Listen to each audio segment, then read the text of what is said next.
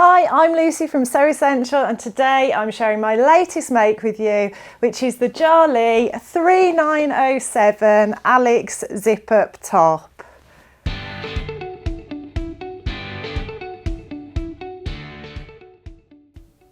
So before we get into the top, I just want to also do another quick reminder about our Baby Lock Demo Day taking place on Thursday the 10th of April at our Leicestershire showroom. If you're interested, if you're dreaming of a Baby Lock machine, you just want to try before you buy, it's a great opportunity. I'll be there. Do check out the link below for full details and drop us an email to register your interest. But let's talk about this wonderful zip up top now. And I just want to talk about first where the inspiration came from. So I just kept seeing these images online in different shops and different fashion bloggers and people that I follow that were wearing these colour blocked zip up tops, sweatshirts, fleeces, that sort of thing. And they're just very sort of, they were giving me lots and lots of retro 90s vibes, which is just definitely a great time in my life. It was sort of like my teenage years. It was a very exciting time. So all the fashions and things that are now coming back round again, I just love them. They just make me feel really nostalgic. So I suppose I just really liked that. But also the other thing is, I love making my pretty dresses. I do wear those a lot, but also at weekends I spend a lot of my time soccer momming, or I'm out in the great outdoors, I'm walking, cycling, that sort of thing. And just a top like this is so useful to me. And some of the sweatshirts and things I've got, I was getting a bit fed up of. I just wanted something, you know, new and colourful and bright to wear, and I knew it would be a great opportunity to use our beautiful sweatshirt fabric, which I've made lots of things in before. It washes and wears beautifully, and it's just such a delight to sew with as well. So the pattern I chose was Jalie 3907. So you can see it's got the zip up, the half zip at the top there. Which I chose a contrasting pink zip, and then it's got like a stand-up collar. It's got the yoke across the front, and that's your opportunity to do your colour blocking. It's got these big pockets on the front, which have got a pocket band that finishes the raw edge of them, which I really like, and I'll talk to you about that cheeky little detail. So I use that as an opportunity to bring some more of the pink in. And it's got lovely long sleeves, which I like because very often tops aren't quite long enough for me. It's just a lovely, comfortable, loose fit, really easy to sew and really easy to wear, and I'm just absolutely delighted with it. And I chose the Jalie pattern. We've got quite a few patterns along these lines on the website, but I particularly like the Jalie ones because they're really size inclusive. So this one runs from a size 2, which is a children's size, up to a 24, which is a 51 bust, 44 waist and a 54 hip. So really size inclusive, and you can make them for the whole family, which I just think is great as well. And then, yeah, chose the fabric. I've used our sweatshirt fabric before, and I knew we had lots of different colours on the website.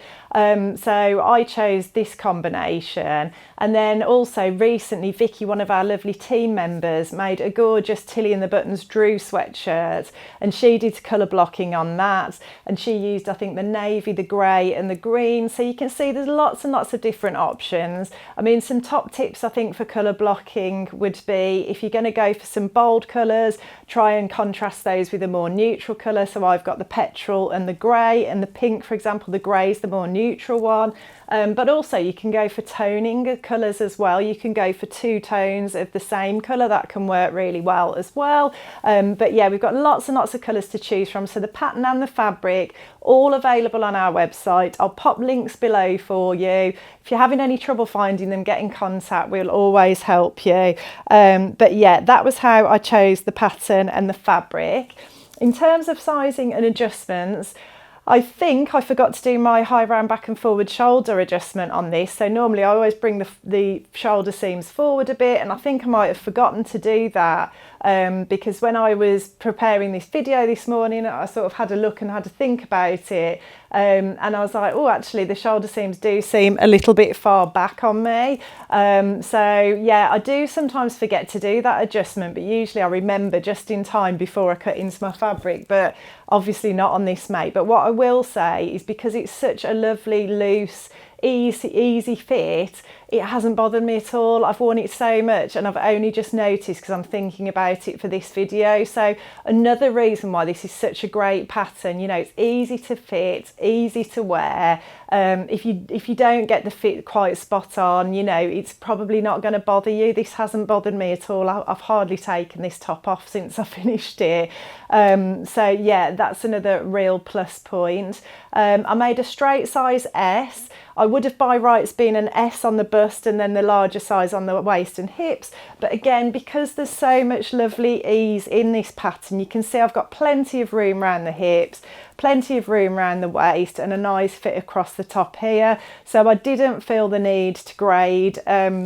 If you want more information on grading between pattern sizes, check out one of my videos from a couple of weeks ago where I talked about the fact that you don't always need to grade if you've got something like this that is more sort of loose fitting and got more ease in it, wearing ease in it, and I talk about that in the video too. I'll pop a link to that below for you so you can check that out if you want more information. But yeah, so I just made that straight size, didn't have to faff around with fit or anything particularly. And then in terms of construction, it was a lot of fun to make. There was enough in it to sort of, I wouldn't say challenge me, but kind of I had to think about what I was doing. But it was still sort of like very easy and came together so quickly. It did not take me long at all to make this. So the zip is sandwiched between, there's like a facing that lines, there's a lining for the collar and sort of a facing that goes around the back, and the zip sandwiched between that. And they tell you to sew it by going up one side all the way around the top of the collar and then back down the other side. Now I chose to make the majority of this on my Baby Lock Desire 3 cover lock machine. So I had it in an overlocker mode, and I went up one side all the way around down the other side. Now what happened was, because it was an overlocker, you haven't quite got as much control, and where I'd sort of lined, you had to line the zip up nice and neatly with the corners obviously of the collar. I'd done that, but as I came around that other side, it sort of knocked it out of position. So I did have to unpick that. If you were doing it on a sewing machine, that probably wouldn't happen.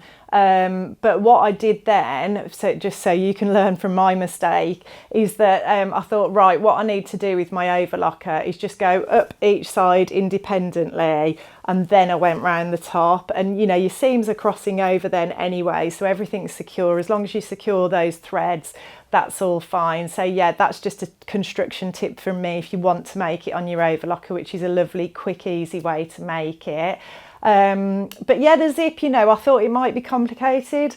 Not at all. It was very, very simple, easier than an invisible zip, you know, it really was very simple. And if you've done things like bag making and stuff, you've probably done similar things. So, and where it finishes at the bottom there, you literally just sew over that and then snip the end of the zip off. So it is really, really simple.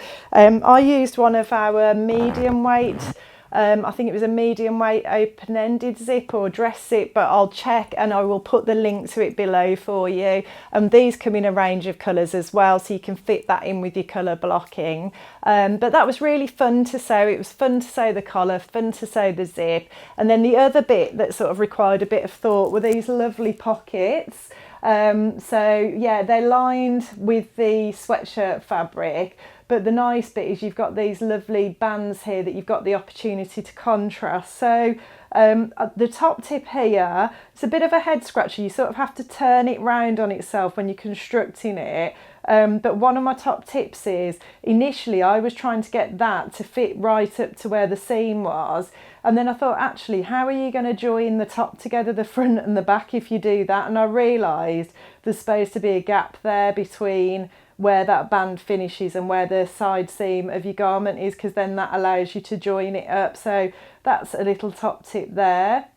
And then my lovely top stitching, I'm really pleased with. I did that on my baby lock. I'll do some B-roll for you of that. I did that on my baby lock Desire 3, which is a cover stitch and overlocker machine, and I did the wrong side of the cover stitch on the right side of the garment in a contrasting thread because I just wanted it to really stand out.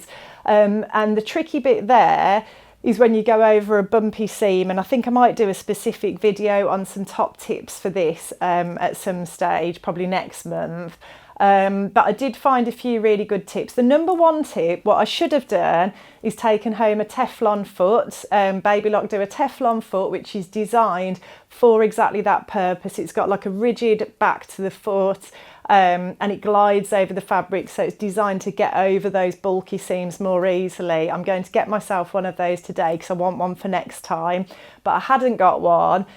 So I did follow some other tips, which were, first of all, you probably are aware of snipping into the seam and pushing your seam allowances in two different directions, because when you then fold your hem up, that just reduces that bulk. If all the seam allowances are on one side, you've got 4 layers of thickness to go through when you turn your hem up. Whereas if you snip into that seam and push them in opposite directions, then you've only got the 2 layers to get through either side of the seam. The other tip, which I thought was great, was just to trim the seam allowances vertically a little bit as well. You know, you don't need all that bulk there on those seam allowances. So just in that hem area, trim those seam allowances vertically. And then the other thing you can do is to, when you get to where the seam is, just slow down, stop, and when you go over the seam, normally sometimes that can like squish the fabric and distort things, but if you stop just before you get to the seam and then lift your presser foot, it just lets the fabric relax because it's sort of getting pushed. It lets it relax and things will lie flatter, and then you can even put a humper jumper under the back of the foot just to get over that seam and lengthen your stitch. And just some of those tips can work really, really well, and I was really pleased with the results I got in the end. It's not absolutely spot on, you know, I could have got it even better. I think if I'd have had the Teflon foot, I could have got it even better. The other thing I could have done is like joined it up perfectly at the end, but I kind of overlapped it a little bit. You know, I don't worry about those things. You might want an absolutely perfect finish, and you know, if that's what you want to do, that's great, go for it and take the time.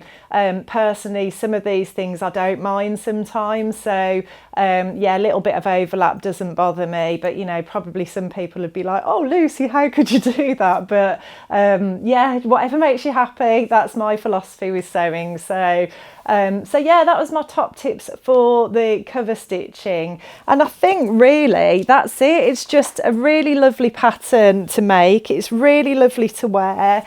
As I say, I haven't had it off very much since I've not taken it off very much since I made it. I seem to be wearing it an awful lot.